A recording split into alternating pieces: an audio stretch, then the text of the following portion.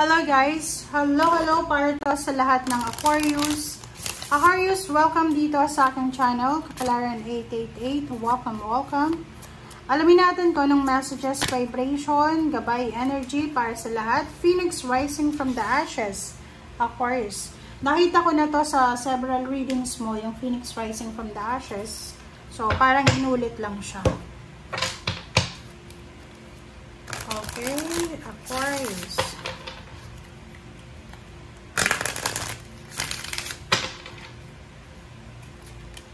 Okay, full moon in Capricorn, take reality check. Oh, Aquarius.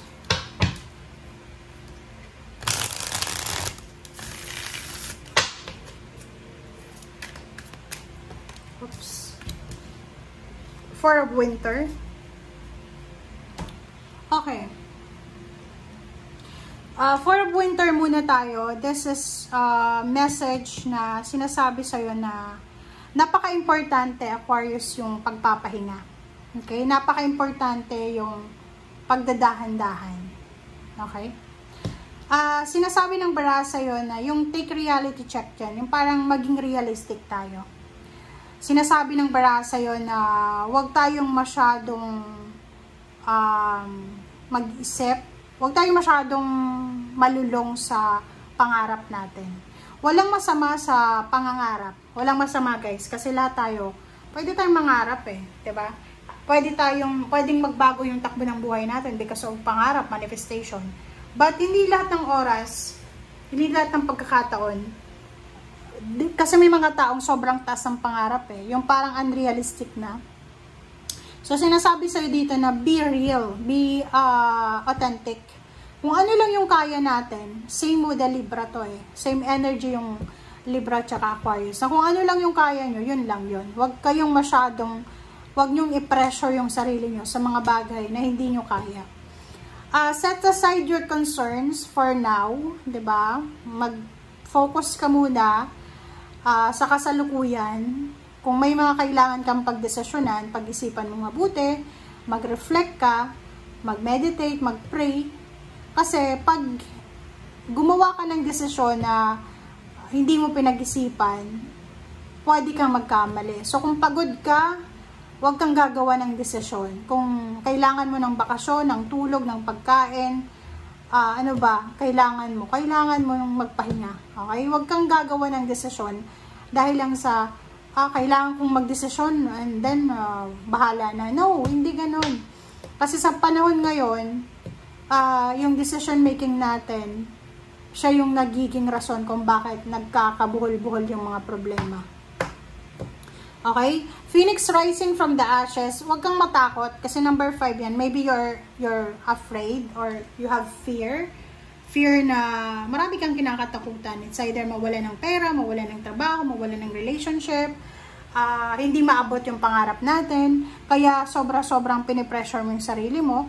Sinasabi ng bra, huwag kang mag-alala kasi kumbaga, mau-overcome mo lahat. Kumbaga, maayos at maayos din yan. Okay? Huwag lang tayong masyadong ma-pressure.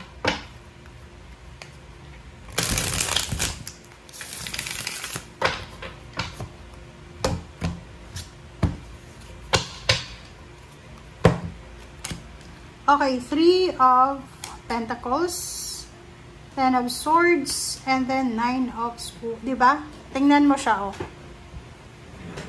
Nakikita natin, meron ditong mga Aquarius na masyado silang nasasaktan or may nakakaramdam sila ng disappointments, fear, yun nga, diba?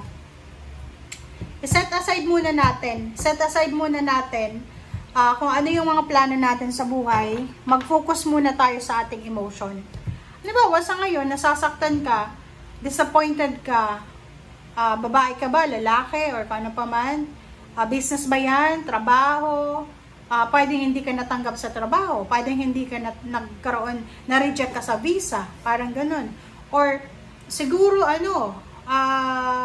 maraming nangyari na binackstab ka, traitor ka, pwedeng yun yung rason. Maraming rason kung bakit nakakaranas yung tao ng 9 of Swords. Okay? But, sinasabi ng barahan, dito yung 10 of Swords eh. So, lahat ng yan na pinagdadaanan mo sa ngayon, Aquarius, mapagtatagumpayan mo din yan. Or, ma-overcome mo din yan. Just wait for the perfect timing. Okay? Kasi pag fresh pa talaga, lalo pag galit ka, pag naiinis ka, huwag kang gagawa ng desisyon. Pag fresh pa talaga, sobrang mahirap maka-move on. Pero once na naka-move on ka na dyan, pagtatawanan mo na lang yan. It's either relationship yan, or kung ano pa man yan. Maybe business. Kasi 3 of Pentacles to. So, halimbawa, mayroon kang ka-business partner. Pwedeng in-scam ka, niloko ka, ninakawan ka, diba? So, parang ganun. Pwedeng yun yung rason kung bakit ka naiinis or kung bakit ka na-stress. So, dito, sa barahang to, yun nga yung sabi ko sir kanina, na may mga gusto tayo sa buhay. May mga kagustuhan tayo sa buhay na wala namang masama mangarap. Walang masama na mangarap na may yumaman, maging stable, financial, emotional. Pero hindi naman to the extent na unrealistic na. So dito sinasabi na okay lang maging excited tayo about our dreams, money, financial success. But be careful na dapat real lang ng real. Real talaga. Totoo. Okay? Hindi yung pangarap lang. And plus, kailangan natin, hindi puro excitement. Kailangan natin ng actions. And 5 of Swords, sinasabi na kung hindi natin kayang abutin, mas maigi nang i-give up na muna natin. Okay?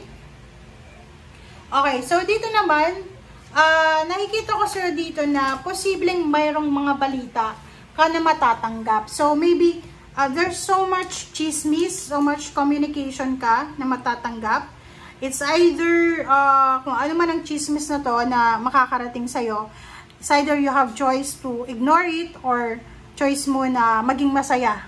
Ang nakikita ko dito, maybe may kagalit ka or may kinaiinisan ka. Parang, halimbawa, family members, pinsan, kamag-anak, katrabaho dati, dating kakilala, dating kaklase, na siguro may Page of Swords na nangyari sa kanya, yung parang chismis or naging rason kung bakit siya pinag-usapan ng buong barangay or ng buong city.